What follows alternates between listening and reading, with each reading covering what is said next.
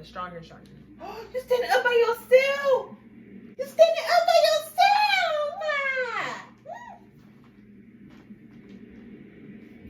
You been faking.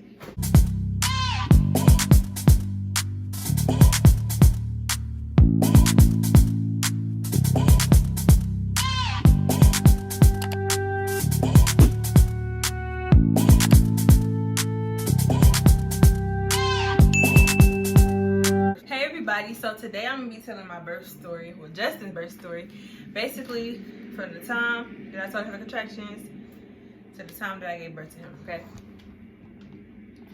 All right. This is a smoothie. Maybe keep him quiet because he don't know how to. He's busy.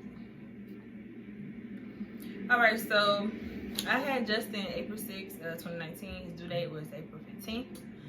So on April 5th, about 3 o'clock in the morning, I was asleep on the couch. I can't remember what I did that. What did I do? I can't even remember what I did that day. But all I know is that at 3 o'clock in the morning, that's when it started.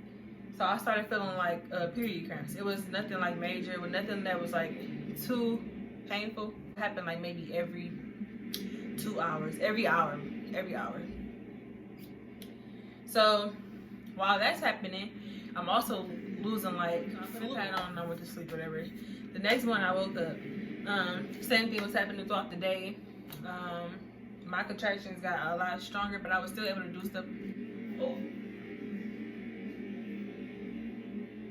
Wow. Alright, so throughout the day I was able to do hair. I did my sister's sewing. I went to Walmart. But the contractions, they were strong, but I was still able to do stuff. One thing that really helped me was my breathing. So every time I would have a contraction, I would just breathe in, breathe out. Like literally, every contraction. So that really helped a lot. That really helped the pain. And that helped. Hey, Justin. Hey, handsome. I see you, handsome. Alright, so the breathing really helped with the pain and stuff like that. And it made it go by faster. So later on that night, as the day go on, trust me, they getting stronger. Like stronger and stronger. You standing up by yourself. You standing up by yourself.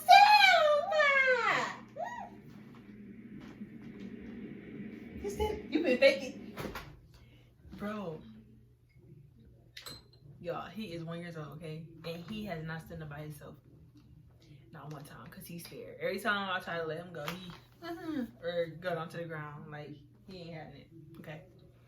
But anyway, I was doing regular activities and stuff. I was going to stores. I was doing hair still, all while I was having contractions. Okay, so it was bad. That wasn't that bad yet.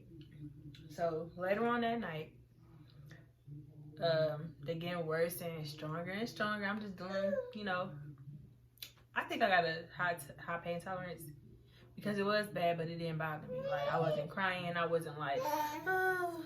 Or you know how you see some videos and people just be like screaming and acting like just out of control from the pain? I didn't do that at all. I did, but not yet. So I'm having contractions and going through my day like around 12 o'clock, still having contractions.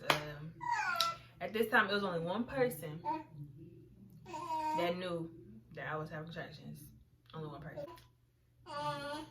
So I'm in the house or whatever. Every time I have contractions, I'm going to the bathroom, doodling. Going to the bathroom, doodling. At this point, the contractions, they like, I would say maybe, I don't even know how many minutes apart they was, but they was just coming back to back. Then like I went to sleep. I don't think I really went to sleep like that. I took naps in between the contractions. Okay, so I remember like around 2 o'clock.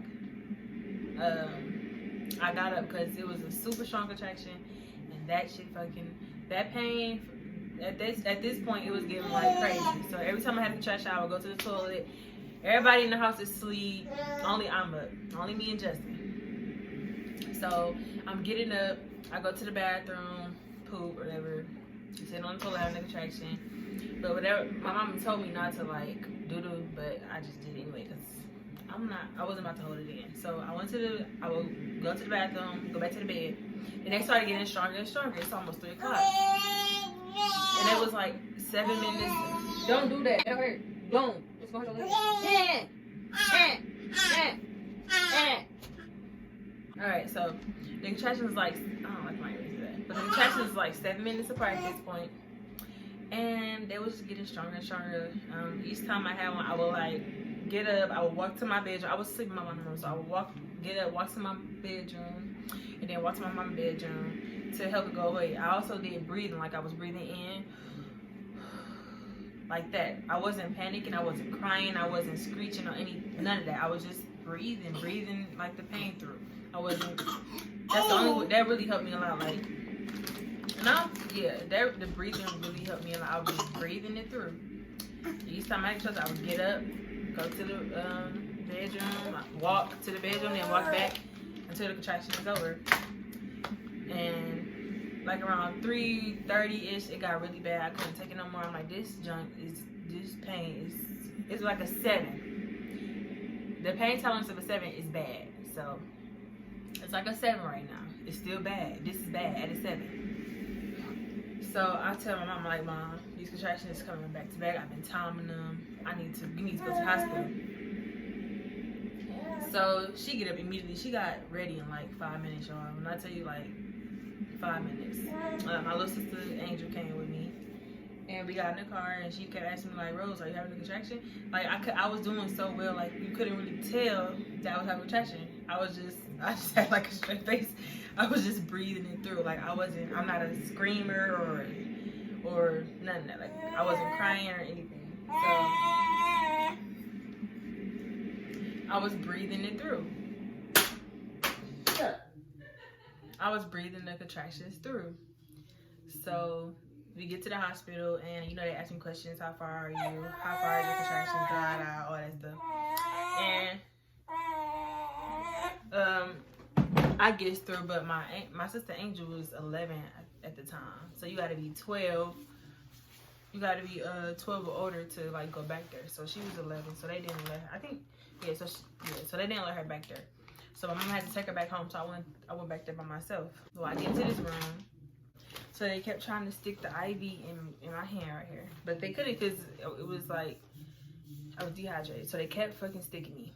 And I tell you, it hurted so bad, like my hand was bruised. And they did that just in case they had to like hook me up to anything. But I wound up never even having to use the dang on IV. So they did all that for nothing. But anyway, they put the IV in my hand. They kept checking me, like having me open my legs. I was forcing them to just dilate when I got to the hospital. So you gotta be 10 centimeters when you had a baby. Basically, that's just how wide your hole is. So I was forcing them to just dilated. They didn't send me home. They would have, but they didn't only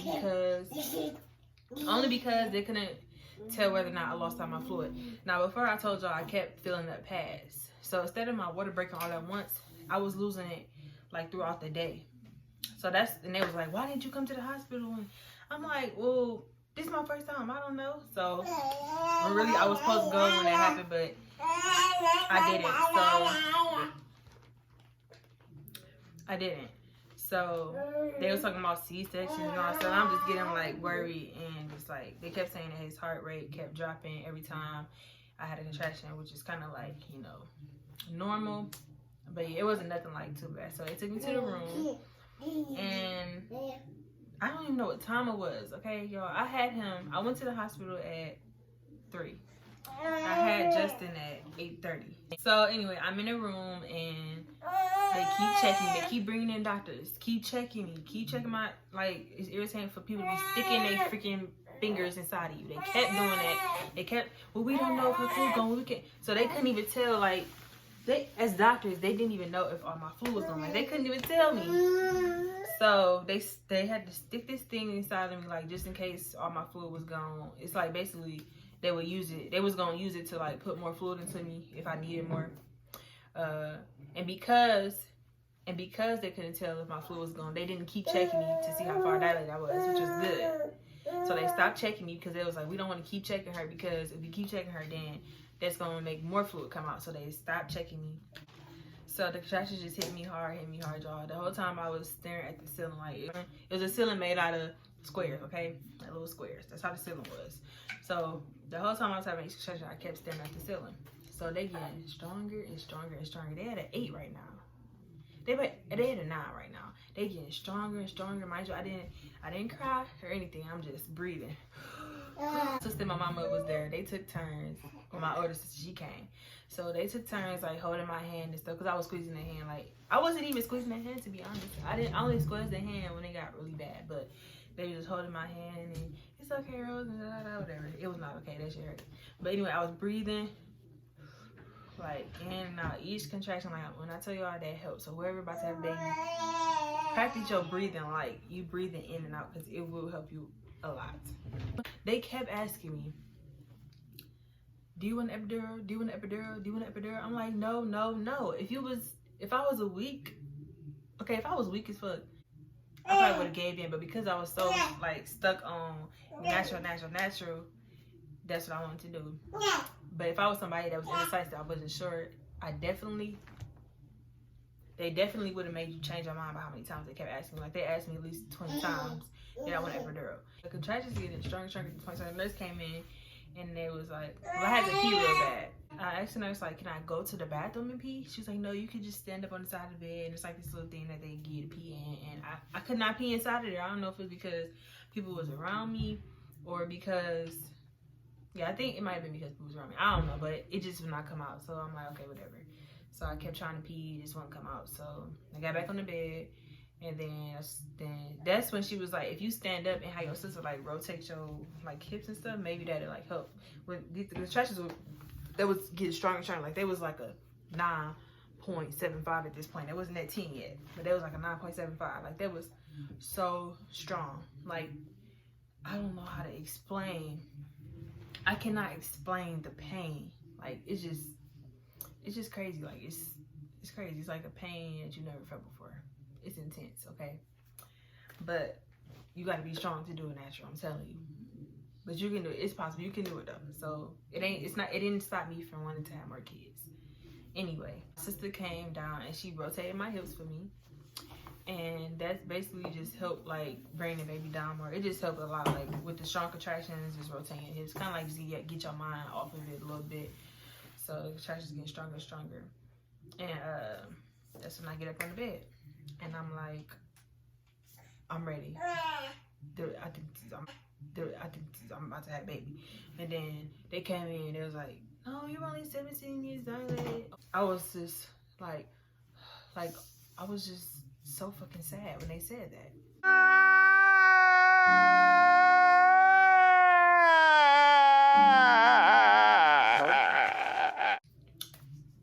Then the contractions started hitting, boom, boom, boom. Like them boys was strong. What are you doing? Back to back to back. Like the last 5 contractions was so strong, I was ready to get up and punch somebody, okay? I was hot. My mama kept trying to put the cover over my butt. I didn't care. Coochie hanging out, booty hanging out. I did not care who seen it at that point because I was just ready for this baby to come out. I didn't care what was out. I just know I was hot and she just kept putting the cover on me. I just kept tossing on like, stop putting the cover on me, I'm hot. So that's when I started doing like a and then like my body just naturally started like trying to push them out. And I was like, and then my mom was like, Rose, I think, you know, it's time for you to have a baby. I'm like, no, I don't think so. Because the first time I thought so, and I wasn't sure, and I was so sad because that wasn't the case. So I just didn't want that to be this time. So I'm like, no, I'm not sure. So my mom was like, no, Rose, press that. Mom pressed the button for me. They all rushed in. I was like, okay, all right, the baby's, it's time to have a baby. I was just so freaking happy. Like, oh my God, thank you. Like, it's almost over. So they taking too long. They made me get on my side and like pull my legs so that they could get like the area situated. So they did that or whatever. And that's when I laid there and I opened my legs up and I think I pushed 2 times and that was it. He came right out. And I will show y'all a picture. I'm gonna put a picture up in the corner so that y'all can see, like, you know. And I really wish that somebody could have recorded it, but it's like all this stuff is going on. I wasn't even thinking about like nobody recording. I was just ready for him to come out. I was ready for the pain to go. So a good thing is that I didn't have to get no stitches or anything, like nothing. Like it was overall it was a great pregnancy. It was a great delivery, like everything. I didn't have no complications. The only thing for real is that my fluid was gone, but that didn't even like get in the way at all. if anything, it helped me so that they didn't have to keep sticking their hands inside of me. But besides all that, I think I had a good delivery. And the whole time, it was just me, my mom, and my sister there. So, yeah, that's the story, my birth story. Any advice I would give to, like, women that's pregnant right now, just try to do it natural. If you can't, then okay, but like try to really do it natural. And when you start having those contractions, just practice your breathing. Like practice it even before you had a baby, so you know how to, like, breathe like deep ones. So yeah, make sure you like, comment, subscribe to this video. Comment down below what you think and what you would like to see more of. And thank you for watching.